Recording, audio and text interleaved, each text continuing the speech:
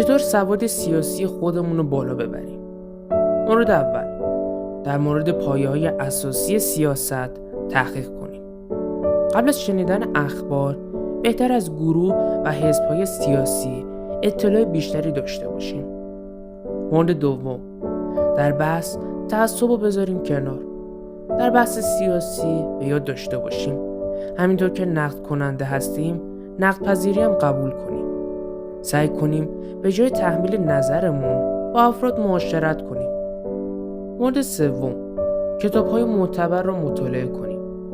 مطالعه کتاب‌های معتبر در زمینه تاریخ و سیاست میتونه به ما در زمینه تحلیل و انتقاد سیاسی کمک کنه. مورد چهارم، اخبار رو با تحلیل هدفمند دنبال کنیم. دنبال کردن اخبار متناسب با دیدگاهمون باعث میشه قدرت تحلیلمون کم و در نتیجه نسبت به موضوعات مختلف صرفاً واکنش احساسی داشته باشیم. و مورد پنجم، نظرات شخصی بر پایه استدلال سیاسی باشه. نظراتی که ارائه میدیم ممکنه برای ما معتبر باشه، ولی برای فرد متقابل با دیدگاه متفاوت احتمالاً اینطور نیست.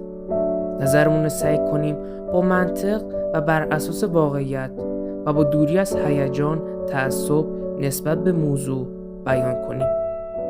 تمام.